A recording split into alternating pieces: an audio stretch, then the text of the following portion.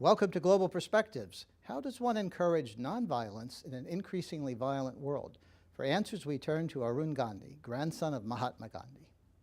Global Perspectives with Pulitzer Prize-winning commentator John Bercia. Welcome to the show, Arun. Thank you for having me on the show. Thank you for coming back. We talk about violence in our world. Violence has been part of the world since the beginning of organized human society, I would imagine, and even before that. But today it seems to be unusually prevalent. And I'm just wondering, are we doing everything in our power to counter this trend? And do we have a hope of reducing the violence in our world? I think there is certainly hope for reducing violence. We can't eliminate it altogether, but we can certainly reduce it very substantially. I think the difficulty is that most of us, at least those who are in authority, they prefer violence because they want quick solutions and to be able to control people through fear. And so they encourage more and more violence so that they could maintain that fear. And it has seeped so deep down into society that even our parenting style has become violent. Every time we punish a child for misbehavior, we are planting the first seeds of violence in their minds. They come to realize that anybody who does something wrong must be punished. And so that whole cycle of violence continues from there. But what it means now is that we have to look for an alternative and try to incorporate that in our life. And I think that is what my grandfather wanted to do, and he demonstrated through his philosophy and his life that it can be achieved and it can be done if we have that desire to do it. Well, let's use the example of a child then. Instead of the method that you just described, what would be a better way to encourage that child to listen, to follow a proper path? Well, I was brought up in a nonviolent home because my parents believed in nonviolence. And when we misbehaved, and I had two sisters and me, three of us, when we misbehaved, we were not punished. Our parents did penance. Depending on how serious the offense was, they would fast for a day or a couple of days. They would sit at the table, they would cook the food, feed us, they'll be there at the table, but they would not eat. And they would tell us they are not eating because they were not good parents and they didn't teach us the right way of behavior. So they were doing penance for that. And because the relationship between parents and us children was based on mutual love and respect, we felt awful when our parents had to do that kind of thing. So we made sure that we never did it again. And that gave us the foundations of understanding the philosophy of nonviolence and practicing it in life. The entire time I've known you, you've been serene and wise, and I can't imagine that you ever misbehaved. But could you give us an example of a situation where you did misbehave and how you corrected the behavior and what you learned from it? Yes, there are many examples, and I did misbehave. And one particular example, which I think is very important, happened when I was about 16, 17 years old. And I had just gotten my driver's license, and we were living in South Africa, and the ashram in South Africa at that time was out in the wilderness. The city of Durban was about 18 miles away from us. And so to have fun with friends and go to movies and all that, we had to travel 18 miles in the city. And in those days, driving 18 miles just to go and have fun was not a practical thing. So we didn't get those opportunities very frequently. I remember one Saturday when my dad wanted to go to town to attend a conference, and he didn't feel like driving that day. And since I was now a licensed driver, he asked me if I would drive him into town. And I jumped at the opportunity and said yes. And since I was going into town, my mom gave me a list of groceries that she needed. And on the way into town, my father reminded me of all the little chores that had been pending for a long time and said, since you have the whole day, please attend to all these things. And that included getting the car serviced, oil changed, and all that. And I said, fine. And I dropped him off at the conference venue, and he said, at 5 o'clock, I will wait for you outside this auditorium. Come and pick me up, and we'll go home together. Okay, I rushed off. I did all my chores, bought all the groceries, and I found that I had just enough time to make the matinee show. So I left the car in the garage with instructions to do whatever was necessary and went straight to the nearest movie theater. And they were showing a John Wayne double feature. And I got so engrossed in the movie, I didn't realize the passage of time. The movie ended at 5:30. And I ran to the garage and got the car, and by the time I reached my father, it was almost 6, and he was naturally anxious and wondering what happened to me. And so the first question he asked me is, why are you late? And instead of telling him the truth, I was so ashamed to tell him that I was watching a John Wayne movie that I lied to him and said the car wasn't ready. I had to wait for the car, not realizing that he had already called the garage and asked him. And when he caught me in the lie, he said, there's something wrong in the way I brought you up that didn't give you the confidence to tell me the truth, that you felt you had to lie to me. And I've got to find out where I went wrong with you. And in order to do that, he said, I'm walking home 18 miles. I'm not coming with you in the car. There was absolutely nothing I could do to make him change his mind. He just started walking. It was after 6 o'clock in the evening. It was already getting dark, and much of those 18 miles were through sugarcane plantations, dirt roads, no lights. I couldn't leave him and go away. So for nearly 6 hours, I was crawling behind him in the car, watching him go through the pain and agony for a stupid lie that I uttered. And I decided there and then that I was never going to lie again. And I think that was a very profound lesson in nonviolent parenting. If he had punished me the way we would punish our children for misbehaving, I don't think I would have learned the lesson. I think I would have just shrugged my shoulders, suffered the punishment, and made sure next time I don't get caught. Another example of the parent suffering for what the child did, but you learned a lesson in both cases. So today, we're dealing with violence, it seems, in just about every direction, whether at the national political level, the international political level, the grassroots crimes against people, political violence. People seem to be looking for and protesting in support of independence and self-determination in so many places now, and the response of the central government in those countries is always the same. No.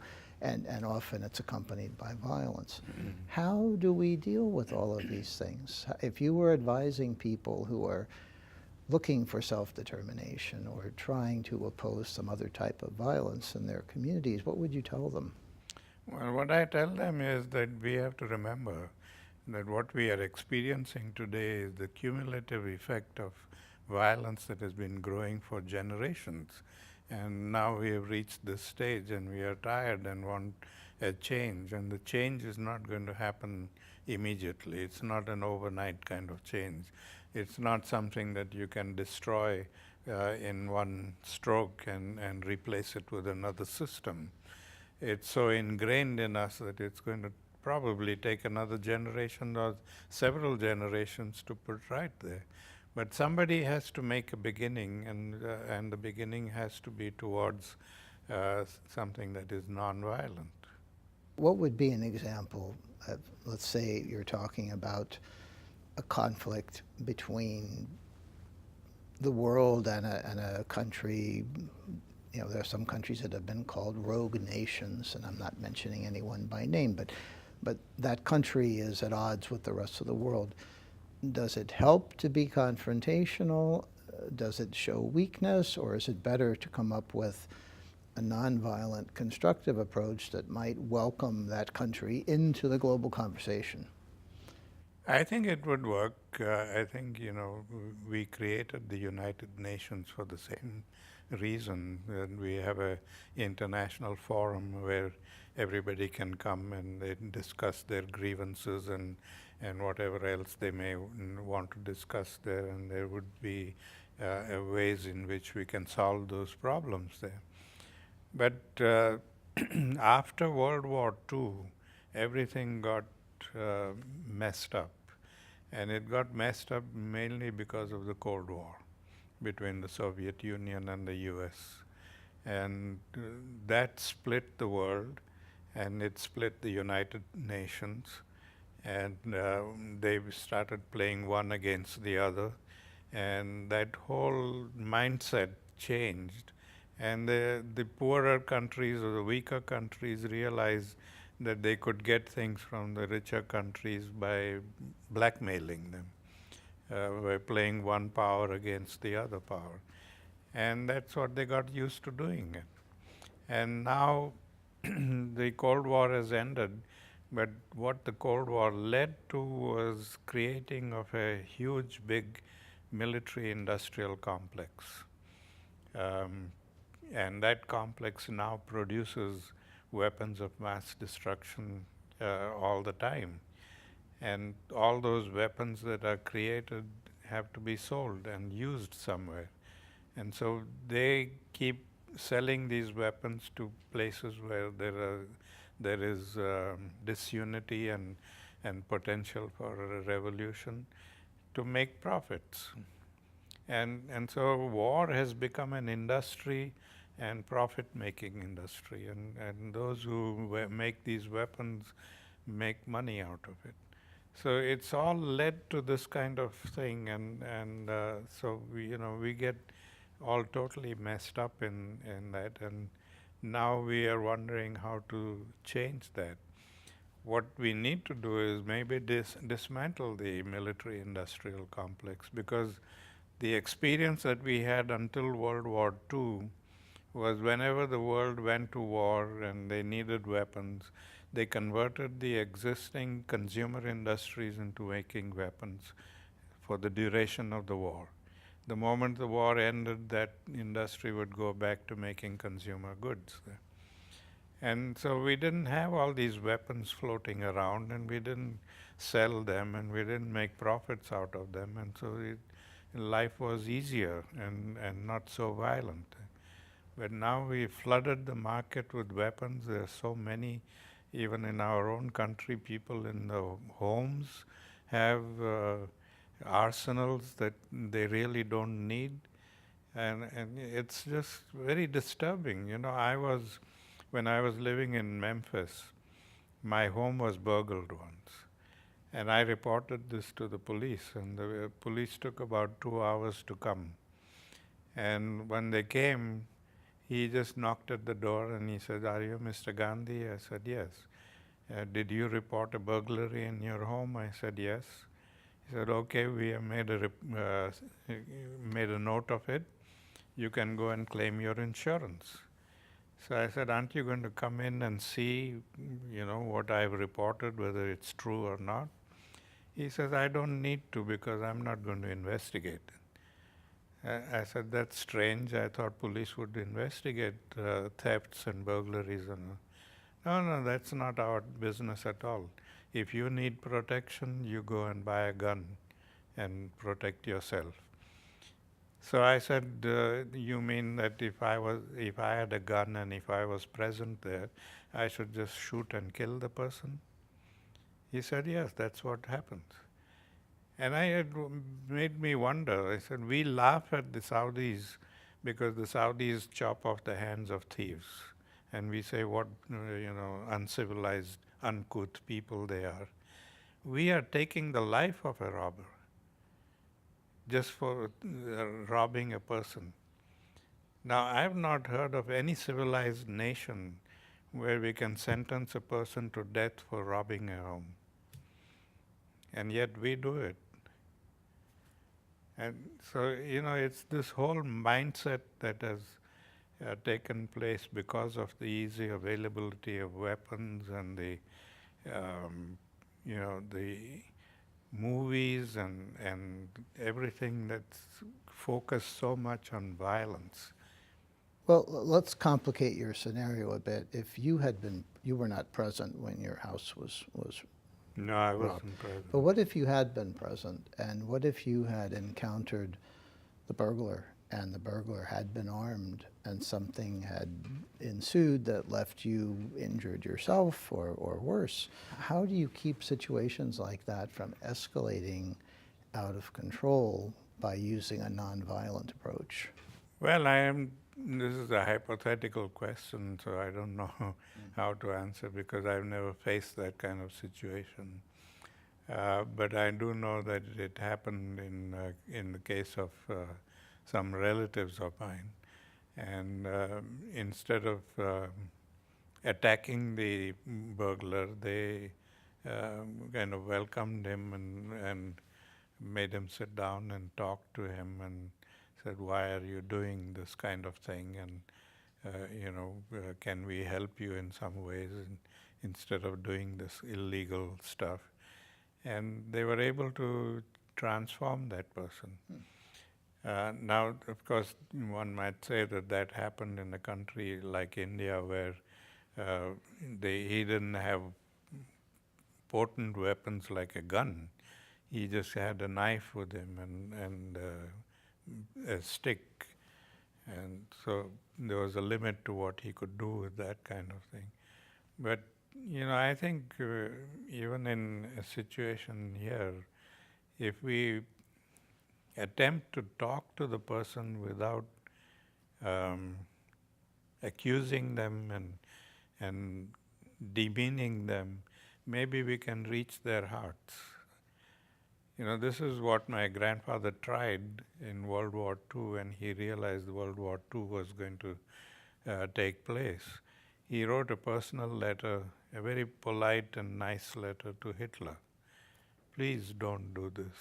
You just think of all the lives you're going to ruin by World War, and please don't do it. He was absolutely pleading to him. Now, if that letter was delivered, I don't know whether Hitler would have changed or whether it would affect his judgment. It could probably. Who knows? When in our Indian culture and belief is that if you approach somebody with respect and kindness and appeal to their hearts, they respond with their heart. But when you approach somebody with arrogance and fear, then they respond that way. So who knows, things like that could make a difference. But if we don't try it at all, we will never know. And you also said that it will take time for these kinds of changes to come to our world, especially given how far it has moved in a violent direction. At what age do you start, or should you start, instructing children in nonviolence? Is this something they should study from the first day of classes, or something that should come later when they're... No, I think it has to come, at home. Right from birth, they should know that they're being loved by their parents, and they they mean something to the parents. Unfortunately, in modern day life, we have become so materialistic, and we require so much of the good things in life that now both the parents have to go out to work. And the result is that within a couple of weeks after birth, the child is given to nursery to take care while the mother goes to work. From nursery, they go to daycare centers and so on. So they're growing up with strangers. They have their parents only in the mornings and when they are rushing to go to work, and in the evenings when the parents are so tired they can't give them quality time. And so what grounding do these kids get if their parents are not there to give them that foundation? And experts have said that what a child learns in the first 5 years of his or her life is the foundation on which they grow up. In the first 5 years, if the parents are not able to give them foundation, no stranger is going to give them that foundation. And today, even now we believe that teachers and the school must provide the things that the parents are unable to provide. Now, teachers are doing a job, and it's not their job to take care of somebody's kids. They're just teaching them and giving them skills. So, we have to rethink this whole matter of materialism and what is important to us. And I even tell young people today that if you can't give quality time to your children, don't have any children. Just focus on your career and be satisfied with that. Don't bring children into this world and then let them grow up on their own. How does technology fit into all of this? Because you're talking about quality time for children, and it seems that technology has eroded what little was left of quality time. Yeah, technology is good in a sense that if it helps us in our work and things that, it's good. But when we overconsume technology and make it so part of our life every day, then it's doing a great harm. And you see that today, even at home, the parents and children are sitting at the dining table, and each one of them has got their phone, and they're not talking to each other, and they're not even noticing what they are eating. It's a very strange kind of thing, and it's very disturbing. And the technology keeps advancing, so the Yeah. average person has capabilities that a big desktop computer wouldn't have had just a few years ago. Right. We have created a consumptive society where consumption, and production and consumption are the main things. I mean, even when we were facing recession in this country, what the president was telling us to do was go and buy and consume. Only that way we can support this economy. So when we have that kind of an economy, it's very destructive. And do you feel there is a generation of young people coming behind you who will stand up and continue the good work started by your grandfather, continued by you? I am hoping that they would, and that's why I call myself a peace farmer. That's my designation. And I go out into the field like a regular farmer, plant seeds and hope that those seeds will eventually germinate. And so I don't have very high expectations. Wherever I go, I just go there to plant the seeds. Then it is up to them whether they want to nurture those seeds or they want to let them perish. I can't do anything beyond planting the seeds. I hope that some of those seeds will germinate and we get a good crop of peacemakers. I hope so too, and I think you have planted some seeds today, and we appreciate the time that you've spent with us. So thank you very much, Arun Gandhi, for joining us today. Thank you very much for having me on the show. And thank you. For Global Perspectives, I'm John Bercia. We'll see you next time.